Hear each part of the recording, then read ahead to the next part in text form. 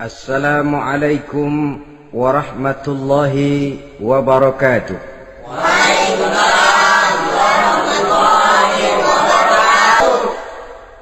Bismillahi walhamdulillah. Wassalatu wassalamu ala sayyidina Rasulillah wa ala alihi wa sahbihi wa mawalah. La hawla wa la quwwata illa billah, amma ba'du. Saudara-saudara kaum muslimin yang berbahagia, di dalam kehidupan ini kita senantiasa mengambil iktibar, contoh dan teladan dari orang-orang sebelum kita. Itu sebabnya kepada baginda Nabi kita Muhammad sallallahu alaihi wasallam Allah Subhanahu wa taala menjelaskan cerita para nabi sebelum beliau dalam ayat "Tsumma naqussu 'alaika min amba'ir rusuli ma nusabbitu bihi fu'adak." Demikianlah kami ceritakan kepadamu wahai Muhammad sebagian dari kisah para rasul-rasul sebelum kamu yang dengan itu akan memperkuat hatimu, meneguhkan keyakinanmu dan memantapkan pendirianmu. Inilah manfaatnya belajar dari sejarah. Jadi jangankan kita, baginda Nabi sendiri pun oleh Allah Subhanahu wa taala diceritakan sejarah para nabi sebelum beliau yang dimusuhi oleh umatnya, yang dicaci maki oleh kaumnya, yang terusir dari kampung halamannya, bahkan sampai ada yang terbunuh oleh umatnya. Itu seluruhnya merupakan iktibar manusabbitu bihi fu'adak, untuk memantapkan langkahmu, meneguhkan keyakinanmu dan menguatkan pendirianmu menghadapi perjuangan ini. Sehubungan dengan itu, pada pertemuan kali ini Al-Fakir ingin menyampaikan satu cuplikan kecil dari kehidupan seorang sahabat utama baginda Nabi, yaitu Sayyidina Umar ibn al-Khattab radhiyallahu an. Beliau adalah Umar bin Khattab bin Nufail bin Abdul Uzza dari suku Quraisy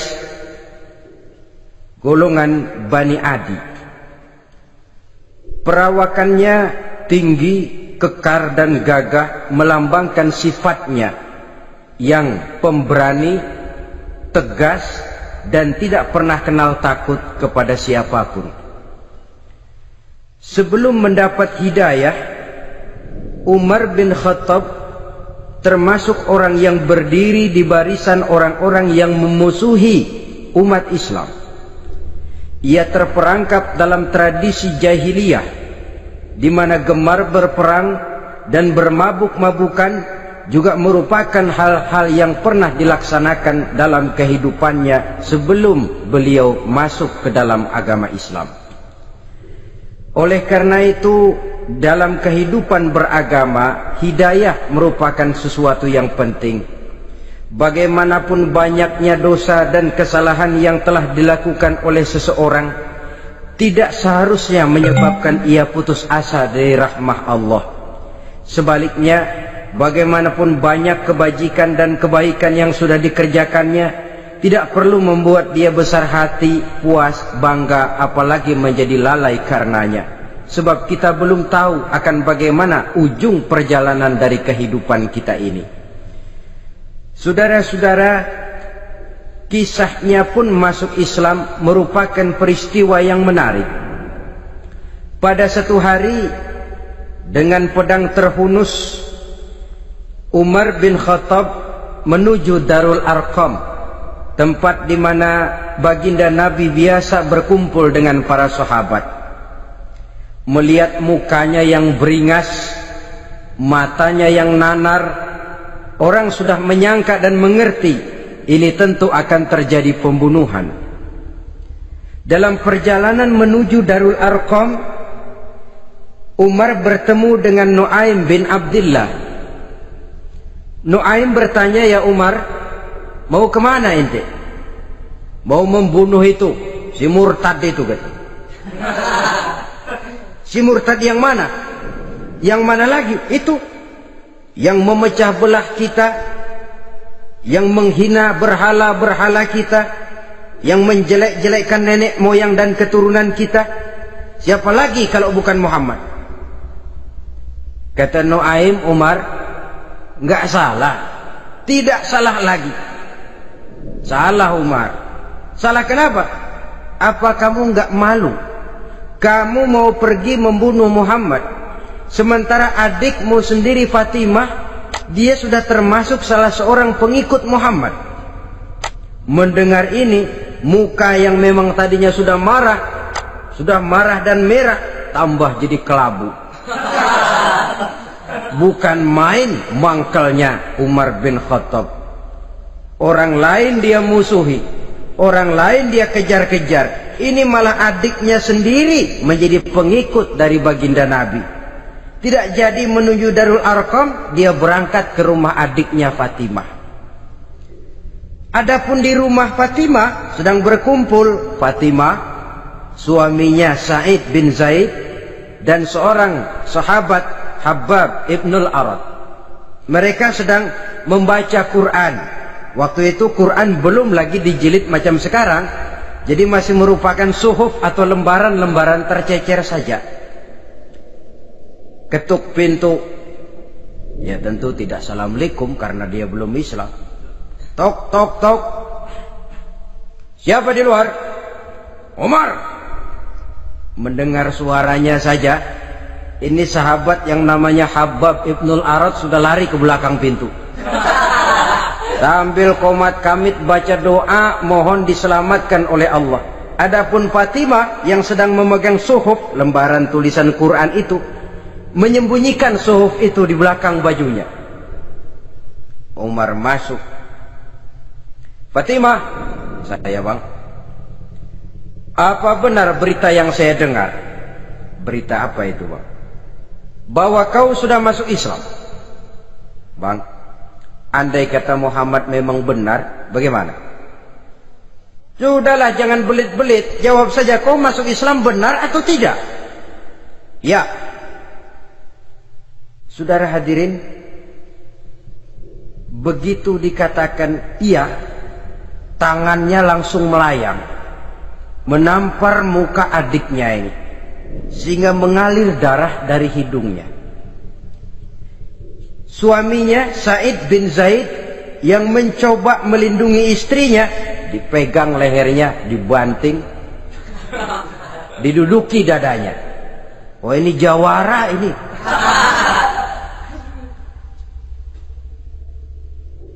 Namun pada saat sedemikian, suara kebenaran terpantul dari mulut Fatimah, adik dari Umar bin Khattab ini. Umar, apakah engkau memukul orang yang bersaksi bahwa tidak ada Tuhan melainkan Allah dan Muhammad Rasulullah? Apakah engkau menganiaya seseorang yang terpanggil untuk mengikuti kebenaran? Manusia macam apa engkau, Umar? Saudara, memang dia orang keras, tapi hatinya mudah menerima kebenaran. Sehingga mendengar kalimat adiknya ini tercenung dia sejenak, melongo, bengong kata anak sekarang. Ini kalau tidak karena keyakinan yang mantap, tidak mungkin orang ini, anak adik saya ini bicara macam begini. Umar, mengapa engkau memukul orang yang bersaksi bahwa tidak ada Tuhan melainkan Allah dan Muhammad Rasulullah? Mengapa engkau pukul orang yang mengikuti kebenaran, menerima hidayah dari Allah? Begitu yakin dan mantapnya, walaupun di tengah satu hal yang sangat menakutkan. Siapa yang tidak takut orang Quraisy berhadapan dengan Umar bin Khattab yang dikenal sebagai singa padang pasir pada waktu itu? Malahan dia termasuk salah seorang jagoan. Di tradisi masyarakat jahiliyah itu ada satu pasar yang namanya pasar Ukaz. Tiap tahun di pasar itu diadakan pesta. Pertama pertandingan syair. Jadi penyair waktu itu jadi kebanggaan. Syair-syair yang menang itu digantung di dinding Ka'bah. Jadi setiap suku akan bangga kalau mempunyai ahli syair yang hebat. Nah, lalu diadakan juga lah perlombaan balap kuda, memanah, termasuk gulat. Lah Umar ini tiap kali pertarungan mesti menang. Belum pernah ada yang berhasil mengalahkan dia. Jawara.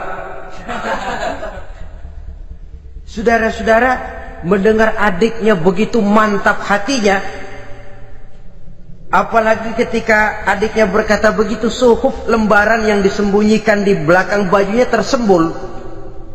Apa yang kau sembunyikan di balik bajumu itu? Suhuf. Apa suhuf itu? Lembaran Al-Quran. Coba saya lihat. Enggak boleh. Kenapa? Kamu kotor. Orang kotor tidak boleh megang Quran. Saya mau lihat. Enggak boleh. Kalau kamu mau lihat, mandi dulu. Diturutinya permintaan adiknya itu. Lalu diambilnya suhuf tadi. Dia baca. Kebetulan ayat yang dibacanya ayat pertama dari surah Thaha yang berlanjut dengan ayat 14 pada surah yang sama. Dia baca, Bismillahirrahmanirrahim. Thaha ma anzalna ilaikal Qur'ana litashqa illa tazkiratan liman yakhsha. Thaha, tidaklah aku turunkan Al-Quran ini untuk bikin sukar manusia, melainkan merupakan pengingat bagi orang-orang yang takut kepada Allah. Lalu pada ayat ke-14, Innani anallahu la ilaha illa ana fa'budni. Sesungguhnya akulah Allah, tidak ada Tuhan melainkan aku, maka hendaknya hanya kepadakulah kamu menyembah. Wa aqimis sholata li dzikri, dirikanlah salat untuk mengingat aku. Inna sa'ata atiyatun akadu ukhfiha litujza kullu nafsin ma tas'a. Sesungguhnya kiamat itu pasti akan datang, yang sengaja waktunya kami tidak beritahukan kepada kamu semua, untuk kami balas segala setiap orang tentang apa saja yang telah mereka lakukan dalam kehidupan di dunia ini. Setelah membaca ayat ini, gemetar tangannya. Ah, ini sih nggak main-main ini. Ini belum pernah saya baca ajaran semacam ini. Tidak patut orang yang mempunyai kitab suci semacam ini dimusuhi. Ini sesuatu yang benar. Tergetar jiwanya. Hei Fatimah, Muhammad di mana Muhammad? Saya tidak akan memberitahu kepada kamu. Di mana? Saya tidak akan memberitahu. Lebih baik kau bunuh saya kalau memang maksudmu mau mencelakakan Muhammad. Sama sekali saya tidak akan mencelakakan dia, Fatimah. Kasih tahu saja, di mana dia? Darul Arqam. Bergegas dia menuju Darul Arqam. Di dalam Nabi memang sedang kumpul dengan para sahabat. Termasuk ada Sayyidina Hamzah yang juga terkenal jawara juga. Ketuk pintu. Ketuk pintu. Siapa di luar? Umar. Di dalam ini geger sebagian sahabat. Umar datang ini pasti bencana. Umar datang, wah, kalau istilah kampung, kerok dan urusan.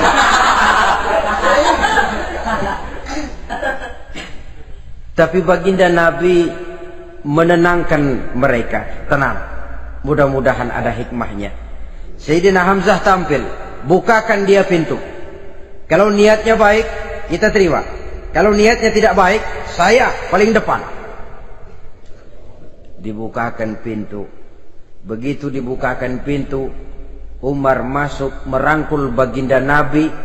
Kemudian dengan tersendat, Ashhadu an la ilaha illallah wa ashhadu annaka ya Muhammad Rasulullah. Saya bersaksi tidak ada Tuhan melainkan Allah, dan saya bersaksi bahwa engkau hai Muhammad adalah utusan Allah.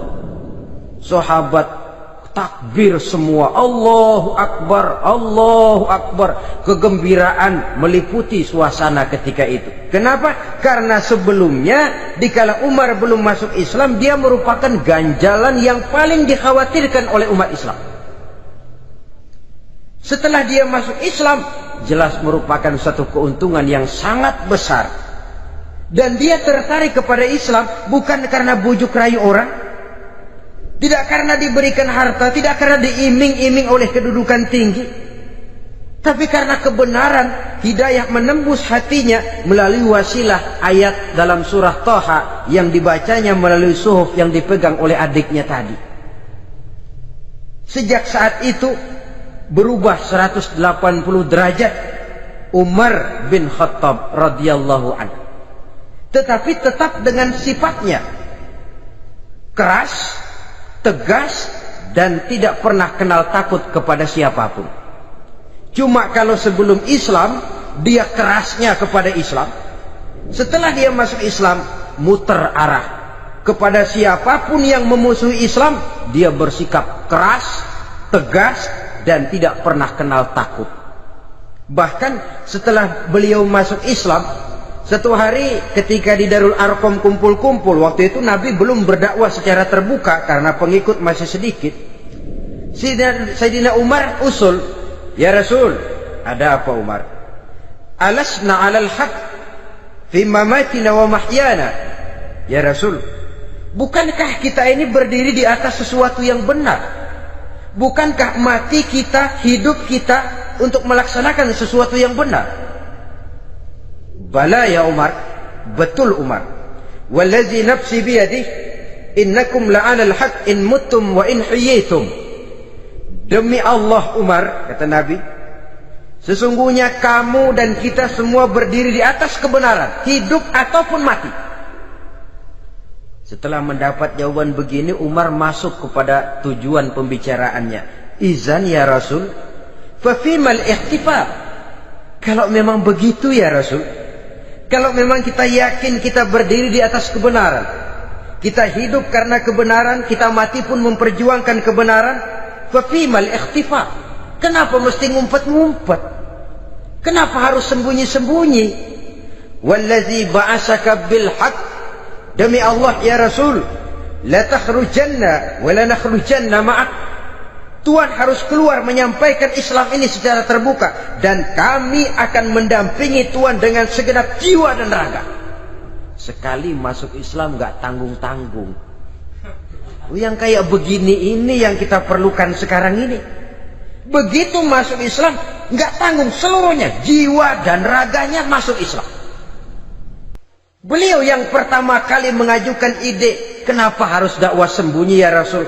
Wong kita berdiri di atas kebenaran, memperjuangkan sesuatu yang hak. Kalau kita mati, kita pun mati membela kebenaran. Kenapa mesti fafimal ikhtifa? Kenapa harus sembunyi-sembunyi? Mulai sekarang mari keluar ya Rasul, saya akan dampingi Tuhan, nyawa taruhannya. Saudara hadirin yang saya hormati, selalu dia tempat-tempat yang pernah dia melaksanakan maksiat sebelum dia Islam, selalu dia kunjungi sampai dia berkata, tidak ada tempat yang pernah saya melakukan kesalahan sebelum saya Islam yang harus saya tutupi dengan kebajikan setelah saya Islam sekarang ini.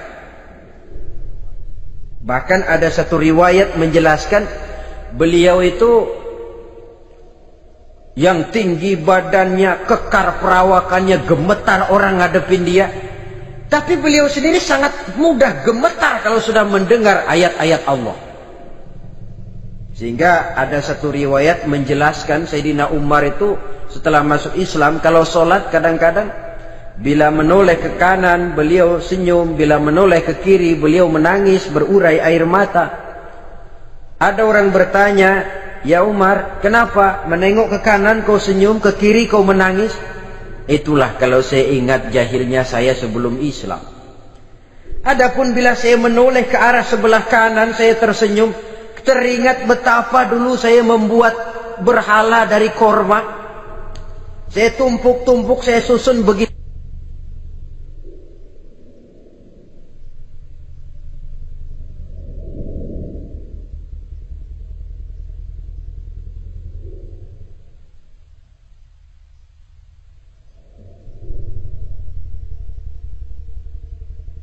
Itu rupa. Setelah saya sembah, saya makan itu korma. Gagah betul saya waktu itu, sampai Tuhan pun saya makan.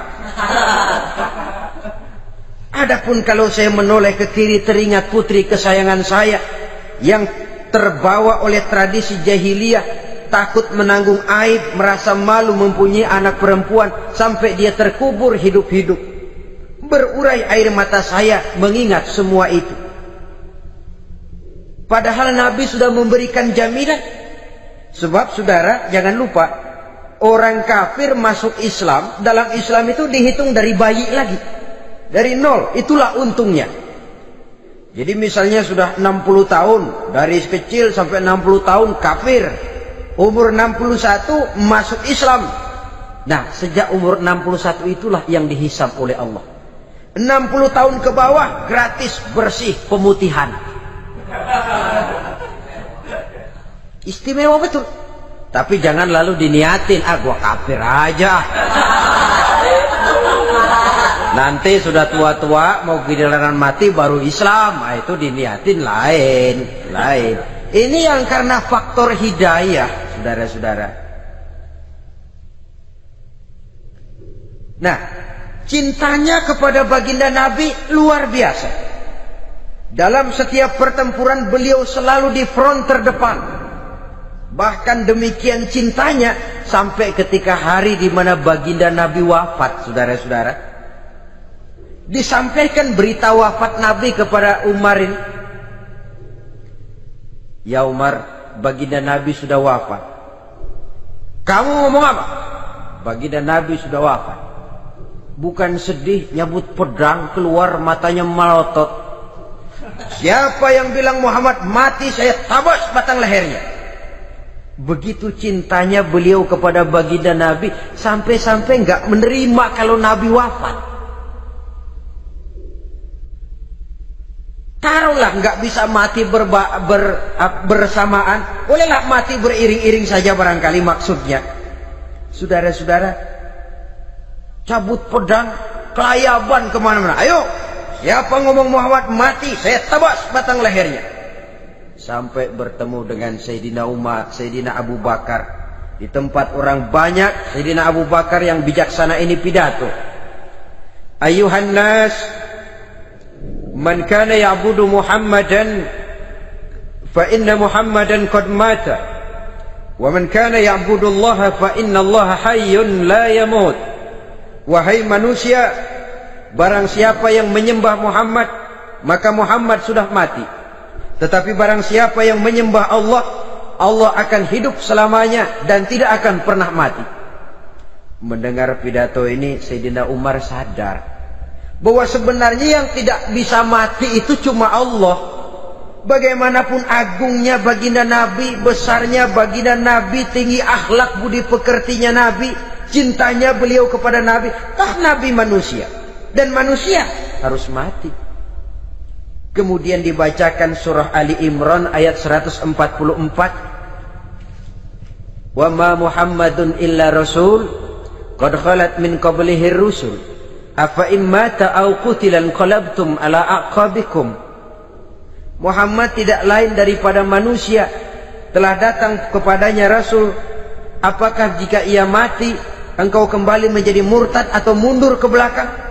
Mendengar ayat ini dibacakan, Sayyidina Umar sadar, berurai air matanya, menangis dalam kesedihannya. Ini cintanya yang demikian tinggi kepada baginda Rasulullah sallallahu alaihi wasallam. Begitulah seluruh kesalahan yang dia lakukan pada saat sebelum dia masuk Islam, berusaha dia tutupi dan dia tebus dengan segala kebaikan, pengabdian, perbuatan soleh setelah dia masuk Islam. Sehingga diajarkan oleh baginda Nabi, ittaqillaha haitsu ma kunta wa atbi'i sayyi'atal hasanata tamhuha wa khaliqin nasa bi khuluqin hasanin. Bertakwalah kamu kepada Allah, kata Nabi, dimanapun saja kamu berada. Jadi takwa tidak kenal tempat. Dimanapun saja kamu berada, bertakwalah kepada Allah.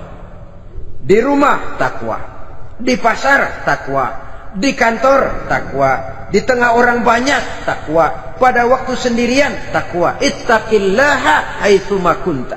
Bertakwalah kau kepada Allah dimanapun saja kamu berada. Jangan takwa pakai tempat. Di masjid takwa, di kantor nyolong. Itu tidak haitsu makunta. Yang diajarkan oleh Nabi, dimanapun kamu berada, bertakwalah kepada Allah. Wa atbi'i sayyi'atal hasanah tamhuha, dan iringi perbuatanmu yang salah dengan kebaikan. Jadi kalau satu saat terselip kita berbuat salah, cepat iringi dengan kebaikan, tamhuha, dengan harapan kebaikan yang kita kerjakan akan menutupi dosa yang terselip kita lakukan. Ngomongin orang, astagfirullahalazim, banyak istighfar. Istighfarnya mudah-mudahan bisa nutupin dosa karena ngomongin orang. Tapi jangan lalu tambah sulap. Ngomongin orang istighfar, terus ngomongin lagi istighfar lagi. Itu tentu tidak bisa dengan cara begitu. Barangkali terselip pernah mengambil harta orang tanpa alasan yang hak, imbangi dengan rajin sedekah misalnya. Barangkali pernah menyakiti hati orang, imbangi dengan perbuatan yang bisa menyenangkan hati orang lain. Itu namanya mengiringi perbuatan yang bersifat salah dengan kebajikan. Ini yang dilakukan oleh Sayyidina Umar. Setiap pelosok hampir dia datangi, tempat-tempat di mana dia pernah melakukan kesalahan sebelum Islam, di sana dia tegakkan kebajikan dan kebaikan. Kegagahannya, keperkasaannya, keberaniannya sepenuhnya bulat-bulat sudah diwakafkan untuk kepentingan Islam.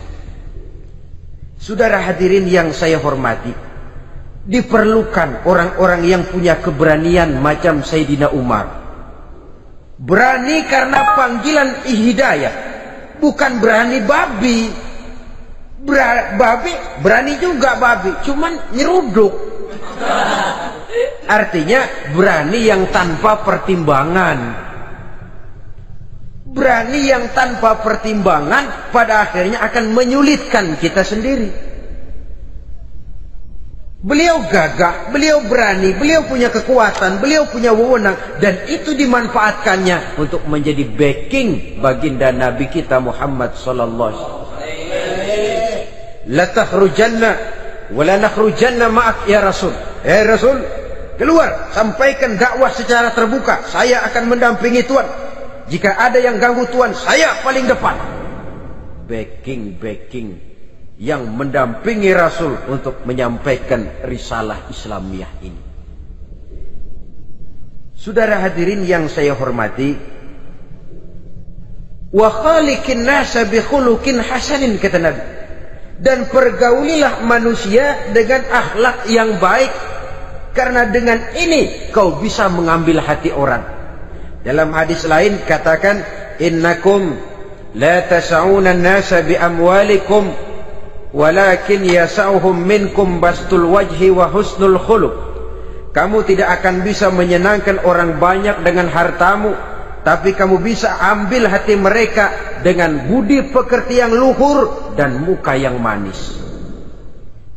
Dengan harta belum tentu kita bisa menyenangkan semua orang, tapi budi pekerti yang luhur, muka yang manis, itu yang akan bisa membuat kau menyenangkan orang banyak.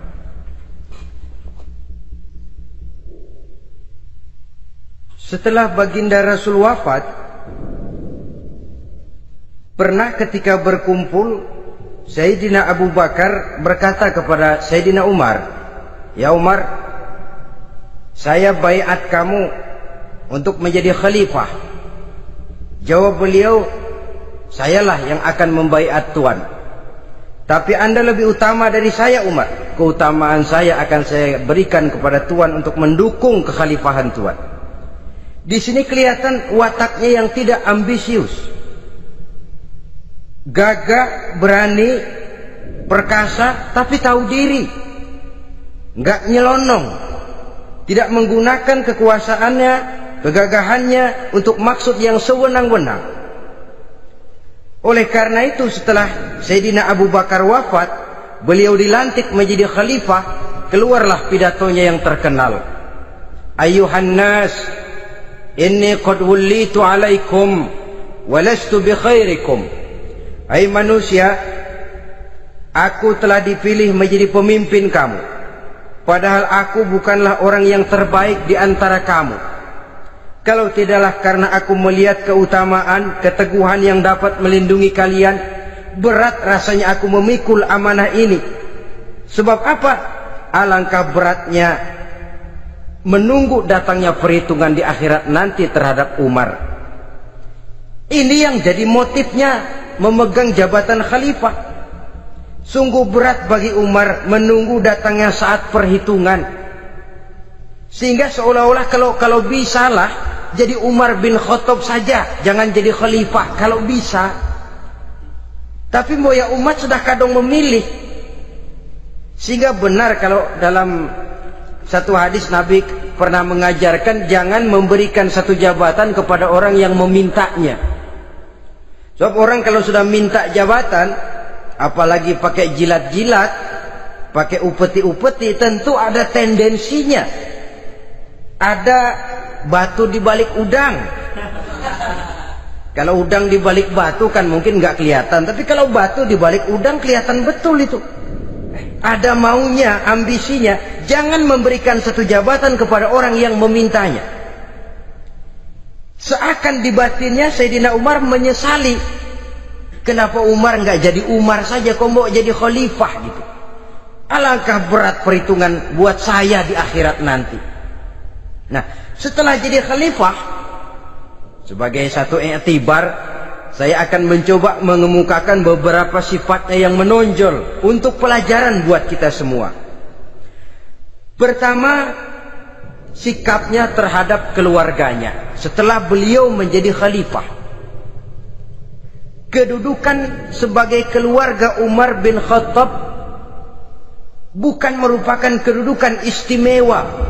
Itu ditanamkan betul kepada keluarganya.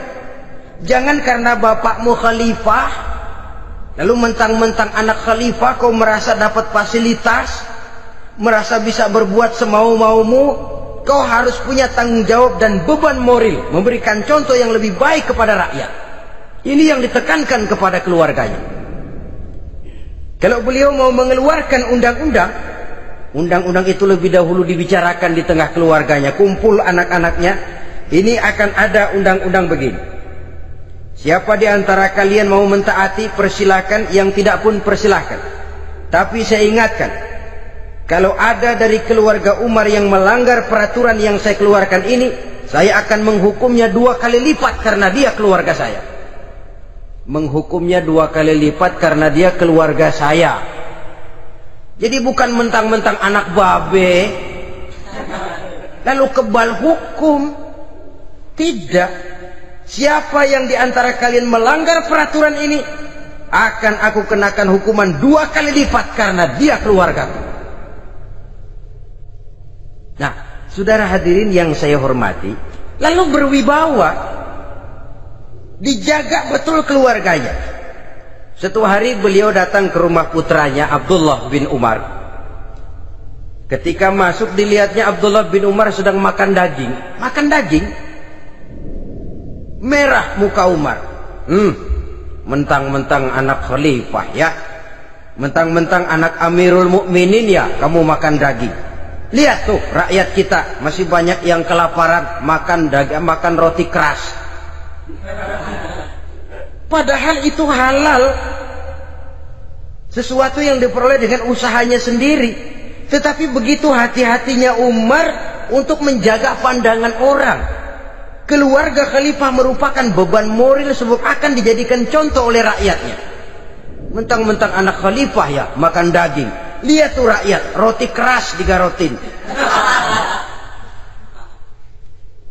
Lain saat beliau pergi ke satu pasar. Di situ dilihat ada sapi gemuk-gemuk. Tempat lain sapinya kurus-kurus. Tanya, ini yang gemuk-gemuk sapi siapa? Sapi Abdullah bin Umar. Sapi anaknya.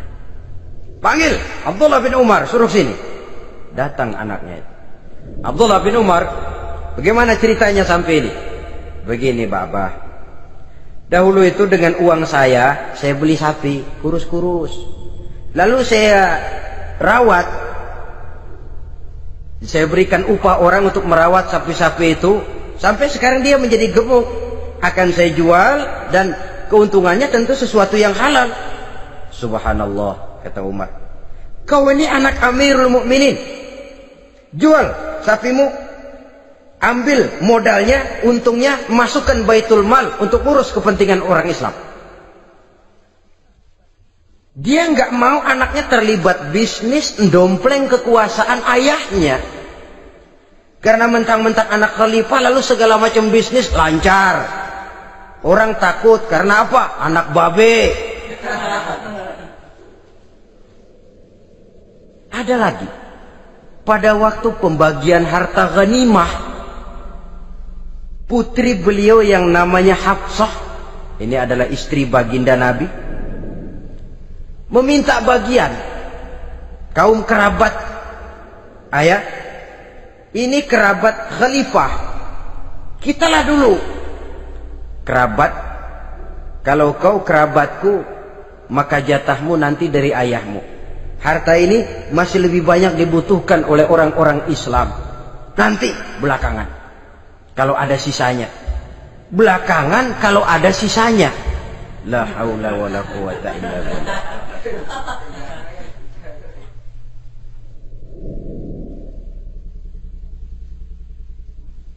Saudara hadirin, itu terhadap keluarganya. Kemudian apa sifat-sifat yang menonjol dari kepemimpinannya? Pertama, kesederhanaannya. Beliaulah satu-satunya khalifah, Amirul Mukminin, setingkat presiden kalau sekarang, yang punya jubah cuma 2 dan 1 pun punya anaknya. Tambelan lagi. Pernah sholat Jumat terlambat. Beliau naik mimbar untuk khutbah, sebelumnya minta maaf dulu. Saudara-saudara, maaf saya terlambat nungguin baju kering. Seorang khalifah nungguin baju kering. Sederhana dalam kehidupannya. Mari kita ambil satu cerita lagi.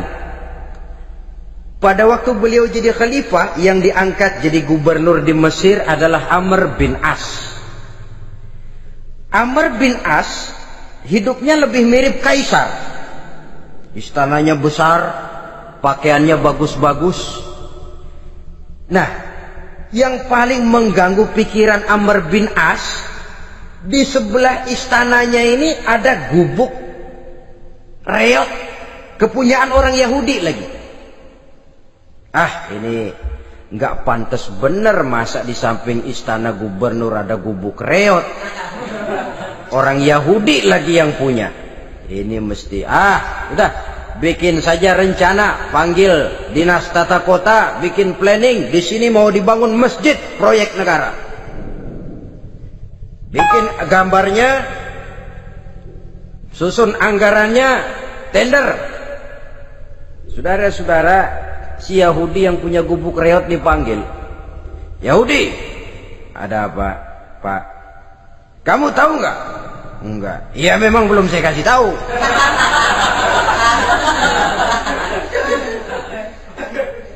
Ada apa, Pak? Itu kamu punya gubuk. Tahu? Kena proyek.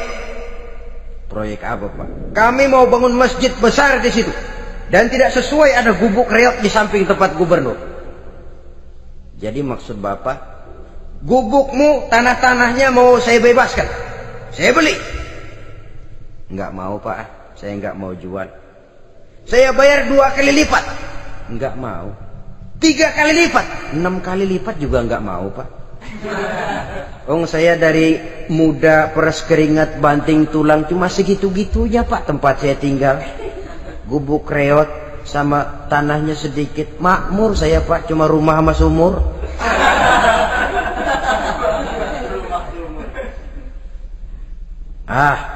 Ini Yahudi kelewatan juga.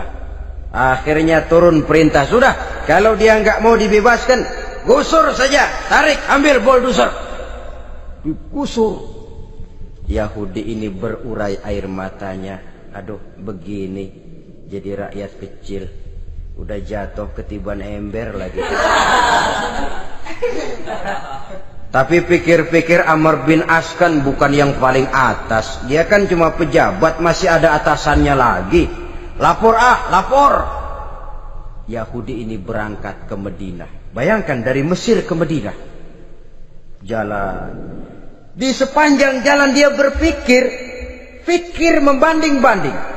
Kalau gubernurnya saja istananya begitu mewah, apalagi khalifahnya. Kalau gubernurnya galak main gusur, apalagi khalifahnya. Dan saya bukan orang Islam, apa dia lemin ngadu? Apa dapat tanggapan? Berangkat dia sambil harap-harap cemas. Sampai di pintu kota Madinah, dia temui orang lagi tidur di bawah pohon korma.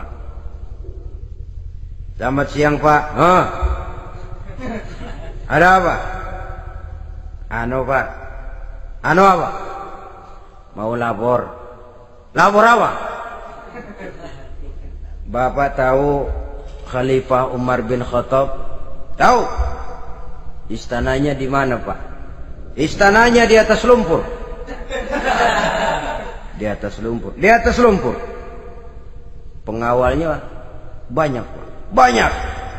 Siapa Pak? Yatim piatu, janda-janda tua, orang-orang miskin, orang-orang lemah, itu pengawalnya. Pakaian kebesarannya apa sutra apa Pak? Pakaian kebesarannya malu dan takwa. Saya nggak ngerti Pak. Itulah Umar bin Khattab. Lalu orangnya sekarang di mana Pak? Di depan ente. Rupanya yang dia tanya itulah orangnya. Gemeter Yahudi ini, keringat bercucuran. Coba, istananya di atas lumpur.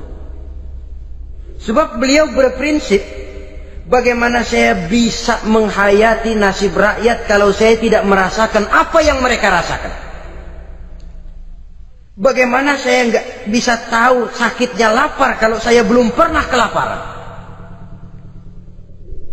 Itu prinsipnya. Istananya di atas lumpur. Para pengawalnya yatim piatu, janda-janda tua, orang-orang miskin, orang-orang lemah dan tidak mampu. Dan pakaian kebesarannya malu dan takwa. Kamu dari mana? Dari Mesir Pak. Ada apa? Mau laporan gubernur Bapak di Mesir yang namanya Amr bin As. Kenapa? Main gusur aja Pak. Ceritanya, iya dia mau bangun masjid. Kebetulan di areal itu saya punya tanah sama gubuk segitu-gitunya. Saya nggak mau dibeli, digusur Pak. Saya mau mencari keadilan. Begini, kamu lihat tempat sampah itu. Lihat, di situ banyak tulang. Coba kamu ambil kemari satu, tulang unta, bawa sini. Bingung Yahudi. Pak, saya kemari mau cari keadilan. Kalau tulang mah di Mesir juga banyak Pak. Sudahlah, pokoknya kau ambil saja tulang itu. Dicoker-coker dapat dikasih. Tulang itu digaris lurus oleh Sayyidina Umar dengan ujung pedang. Red. Nah, nih, kau bawa kepada Amr bin As. Makin bingung itu Yahudi. Suruh bawa tulang cuman digaris. Nanti saya ngomong apa Pak? Sudahlah, kasih saja. Pulang dia. Sampai di Mesir. Tuan Gubernur, ada apa? Saya baru menghadap Khalifah. Kemudian beliau sampaikan ini, dikasih tulang. Amr bin As melihat tulang ada goresan lurus dengan ujung pedang, gemetar. Badannya keluar keringat dingin. Panggil kepala proyek. Proyek batal. Masjid nggak jadi didiriin. Itu gubuk Yahudi diriin lagi. Ini Yahudi makin bengong.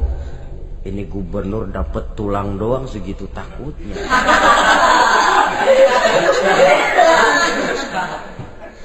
Ada apa sebenarnya Tuan Gubernur? Kamu tahu? Ini nasihat pahit buat saya dari Amirul Mukminin Umar bin Khattab. Seolah-olah beliau bilang, "Hai Amr bin As, jangan mentang-mentang sedang berkuasa ya. Pada suatu saat kau akan jadi tulang-tulang kayak begini. Maka mumpung kamu masih hidup dan berkuasa, berlaku lurus dan adillah kamu seperti lurusnya garis di atas tulang ini. Red. Lurus, adil, jangan bengkok. Sebab kalau kamu bengkok, nanti aku yang luruskan pakai pedangku. Siapa yang nggak ngeper digituin? Sampai akhirnya apa? Kata si Yahudi, Pak, kalau begitu Islam adil ya. Adil. Kalau gitu biarin dah, Pak. Tanah saya mau kamu jual? Bukan saya jual, Pak, saya kasih aja dah. Campur gubuk-gubuknya, ambil aja dah.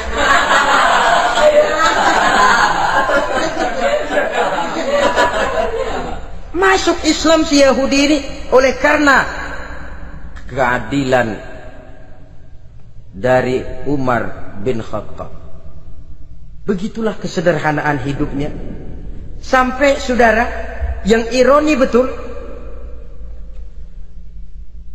pernah Utsman bin Affan, Ali bin Abi Thalib, Thalhah dan Zubair kumpul mendengar berita bahwa Sayyidina Umar ini punya hutang. Bayangkan, seorang khalifah untuk melangsungkan hidupnya sampai punya hutang. Padahal Baitul Mal di bawah kekuasaannya. Berunding Utsman, Ali, Thalhah, Zubair. Kalau kita langsung ngomong sama Umar nggak enak dong, dia nggak bakalan terima. Lewat putrinya aja, Hafsah. Baik. Hafsah ngomong sama Umar, Abah, kenapa? Bagaimana kalau honor Abah ditambah, ditingkatkan supaya hutang bisa ketutup? Hafsah, saya Abah. Siapa yang nyuruh kamu ngomong begitu? Enggak ada. Ada. Saya tahu ada ini. Kalau enggak ada, kamu enggak mungkin ngomong begitu. Tapi orangnya kalau saya tuntut, mereka mungkin enggak mau. Sekarang saya mau tanya Hafsah, kau kan istri Rasul, betul? Nah, saya mau tanya, suamimu makanannya apa? Daging? Bukan. Roti. Tempat tidurnya kasur empuk? Bukan. Kain kasar yang kalau musim panas kami bentangkan, kalau musim dingin separuh buat tidur, separuh buat selimut. Pakaian yang dibelikan untukmu berapa banyaknya? Cuma 2. Nah, itu guru saya, orang yang paling saya cintai, dan itu yang saya ikuti. Bahkan setelah beliau wafat, Sayyidina Umar ini hutangnya ditanggungkan kepada anaknya Abdullah bin Umar, dan itu pun dilunasi dengan menjual rumahnya, sehingga rumahnya itu disebut Darul Qadha, rumah bayar hutang. Begitu kesederhanaannya. Jadi nggak pakai aji mumpung jadi khalifah lalu kayak ikan gurita, tangan yang mana aja megang. Itu kan mental monyet. Monyet itu kan begitu, tangan megang kiri kanan, mulut ngawal, kaki megang, temennya dikasih masih ngerampas juga. Monyet rakus betul itu. Itu kesederhanaannya. Kenapa kesederhanaan ini timbul? Karena sikap zuhudnya. Zuhud itu tarkud dunia li ajlil akhirah. Orang yang mengambil dunia hanya yang diperlukan dengan lebih mengutamakan kehidupan akhirat. Watak zuhudnya yang sangat menonjol. Dialah pahlawan yang paling berani di medan perang. Dialah imam yang paling khusyuk di masjid. Dan tidak jarang kalau sholat sendiri, begitu membaca ayat yang menceritakan neraka, nangis berurai air matanya. Saudara hadirin ma'asyiral muslimin rahimakumullah. Jadi kesederhanaan dan kezuhudan ini bukan lewat teori disampaikan oleh Umar, bukan lewat penataran seluruh aparat, tidak, lewat contoh konkret. Inilah saya, contoh sederhana dan zuhud. Bagaimana saya akan bisa merasakan penderitaan kalau saya sendiri tidak pernah menderita? Bagaimana saya akan tahu sakitnya lapar kalau saya belum pernah kelaparan? Maka tanpa penataran, tanpa upgrading segala macam, berhasil karena prinsip keteladanan. Beliau jadi contoh utama. Dan sumber utamanya tentu tidak lain karena contoh dari baginda Nabi besar Muhammad sallallahu alaihi wasallam. 2, sederhana. Yang kedua, zuhud. Yang ketiga, sifat yang menonjol dari kekhalifahannya adalah adil. Kalau sudah bicara soal hukum, dia tidak pernah kenal kompromi. Adalah seorang pemuka Nasrani masuk Islam. Namanya Jabalah bin Aiham. Ketika dia bikin haji, kain ihramnya keinjak orang Arab yang hitam, Baduy. Jengkel, dia merasa bekas tokoh, enak aja nih orang udah jelek nginjak lagi. Ditempeleng orang tadi. Orang ini lapor kepada Umar. Panggil Jabalah bin Aiham. Panggil. Kau ditampar? Betul Khalifah. Tampar dia. Tampar lagi. Dipukul orang itu di depan Sayyidina Umar. Jadi tidak karena kau ini bekas kepala suku, kau ini bekas orang terhormat, lalu ada kebijaksanaan yang tidak bijaksana. Kebijaksanaan yang akhirnya jadi tidak bijaksana. Dan itu memang sudah dimulai dengan memblokir keluarganya. Tidak satu keluarganya pun yang boleh mempunyai perasaan bahwa menjadi keluarga khalifah merupakan fasilitas dan keuntungan. Kau jangan makan di atas punggungku. Kau jangan menikmati fasilitas di atas keringatku. Dan tidak ada keinginan mewariskan jabatan khalifah kepada anak-anaknya. Pernah beliau musyawarah, saya bingung, kenapa khalifah? Gubernur Kufah ini sulit nyari orang. Diangkat yang lemah, rakyat ngeluh. Diangkat yang keras, rakyat juga ngeluh. Ada calon khalifah. Kalau ini mah nggak salah lagi nih buat gubernur Kufah. Siapa? Abdullah bin Umar, anak beliau sendiri. Melotot matanya. Jangan macam-macam kau. Cukup satu orang Umar memegang jabatan ini. Kalau berhasil, kami keluarga Umar sudah merasakannya. Kalau gagal, cukup kegagalan seorang Umar. Tidak berusaha mengorbitkan anaknya. Wah, anak babe diangkat jadi tidak, malah diblokir, cari yang lain. Tapi Abdullah bin Umar cukup syarat ya khalifah, dia orang bertakwa dan soleh. Yang takwa dan soleh bukan cuma anak Umar, anak orang lain juga banyak yang takwa dan soleh. Itu prinsipnya. Sehingga ketegasannya ini membuat orang jadi sungkan. Dan tidak seorang pun berani kirim-kirim upeti hadiah. Pernah itu ada pejabat dari Azerbaijan kirim makanan, kue, mending apa? Kue. Gitu dicicipi enak. Enak juga ya kue ini. Enak khalifah. Ini di sana apa makan rakyat biasa? Bukan, ini makanan orang-orang fit. Nah, dibungkus lagi itu kue. Dibungkus. Ontamu mana? Di luar. Ambil, bawa pulang, serahkan lagi kepada gubernur di sana. Kasih tahu salam dari Umar bin Khattab. Kenyangkan dulu rakyat dengan makanan seperti ini. Kita belakangan. Jadi kalau rakyat lapar, saya orang pertama yang akan merasakan kelaparan. Tapi kalau rakyat makmur, biarlah saya menjadi orang terakhir yang kenyang. Kan bagus prinsip itu. Jikalau rakyat kelaparan, saya akan jadi orang pertama yang merasakan lapar. Tapi kalau rakyat makmur, biar saya jadi orang terakhir yang kenyang. Jangan dibalik. Pada saat rakyat kelaparan, dia kekenyangan. Dan selanjutnya, sikap keadilannya ini, saudara-saudara, menyebabkan hukum lalu jadi berwibawa.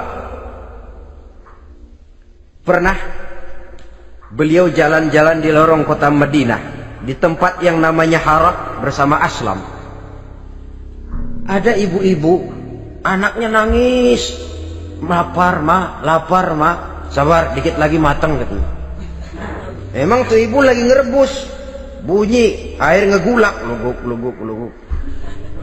Umar lihati dari jauh, belum juga matang. Nih anak dari nangis, lapar, sampai capek nangis, sampai tidur. Anak tidur, Umar samperin, Bu, emang masak apa sih kok nggak bisa matang? Saya nggak masak apa-apa tuan. Itu pating kerubuk apa? Ketika dibuka ya cuma air saja. Subhanallah, ibu sudah ngebohongi anak ibu sendiri. Habis harus bagaimana tuan? Saya sudah nggak punya makanan untuk dimasak. Sementara perut nggak kenal kompromi. Jalan satu-satunya ya terpaksa anak saya bohongi. Saya bilang sebentar lagi matang sampai dia tidur sekarang ini. Memangnya Khalifah Umar gimana sih ngurusi rakyatnya? Subhanallah, dia orang zalim. Dia yang memegang urusan kami, tapi dia nggak tahu nasib saya. Anak kelaparan, keluarga terlantar. Oh begitu. Iya, zalim betul Umar bin Khattab itu. Kalau begitu ibu tunggu sebentar.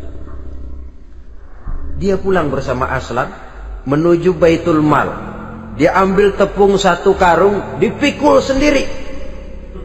Dipikul sendiri. Kata Aslam, ya Khalifah biar saya yang bawa. Jangan. Kenapa Khalifah? Apa kau kira kau sanggup mikul dosa saya di akhirat nanti? Biar saya yang mikul sendiri. Dia bawa ke tempat tuh ibu-ibu. Dia masakin sendiri. Nah bu, sudah matang, persilakan masak. Makan. Alhamdulillah Tuhan. Mudah-mudahan Allah memberkahi Tuhan. Tuhan lebih baik dari Umar bin Khattab yang zalim itu. Memang sebenarnya Tuhan siapa, kata tuh ibu? Saya. Iya, saya ya Umar bin Khattab yang ibu bilang zalim itu. Gemetar si ibu. Gemetar si ibu. Tapi memang peka dan menghargai kritik orang. Tidak membungkam setiap orang yang nadanya sumbang atau berbeda. Kadang beliau berkata, saya khawatir karena orang terlalu segan dengan saya, lalu nggak ada yang berani negur kalau saya salah. Kan begitu biasanya. Karena sudah terlalu segan, lalu semuanya orang mau diaminin saja. Asal dibilang nggak benar, marah, jengkel. Lalu disingkirin, maunya diiyain, inggih kula nuwun. Oke bos. Beliau bilang, saya khawatir kalau tidak ada orang yang mau menegur kesalahan saya jika saya terlanjur nanti. Tahu-tahu muncul orang, demi Allah saya akan menegur Tuhan dengan pedang saya ini. Cerah mukanya, senyum bibirnya, alhamdulillah anak muda, saya memerlukan orang macam kau yang berani berkata ya terhadap yang benar dan tidak terhadap yang tidak benar, apa dan bagaimanapun resikonya. Di sini kelihatan sikap beliau menghadapi orang yang berbeda pendapat. Keadilan, keberanian dan ketegasan, cepat menerima kebenaran merupakan serentetan dari sifat-sifat utama beliau sejak masuk Islam sampai menjadi khalifah yang kedua. Bahkan dengan jasa beliau, Islam kemudian tersebar menembus dinding Jazirah Arabia, memasuki Bizantium dan Persia, sehingga beliau juga dikenal sebagai periode Al-Futuhat Al-Islamiyah. Nah saudara-saudara, inilah cuplikan kecil dari kehidupan seorang agung dan besar yang memang sangat terbatas kata-kata untuk melukiskan kebesaran itu. Namun yang secuplik ini mudah-mudahan menjadi sumbangan moral dalam rangka kita memperbaiki diri menuju kehidupan yang lebih baik. Terima kasih banyak atas segala perhatian. Mohon maaf atas segala kekurangan. Usikum wa nafsi bitaqwallah. Wassalamualaikum warahmatullahi wabarakatuh.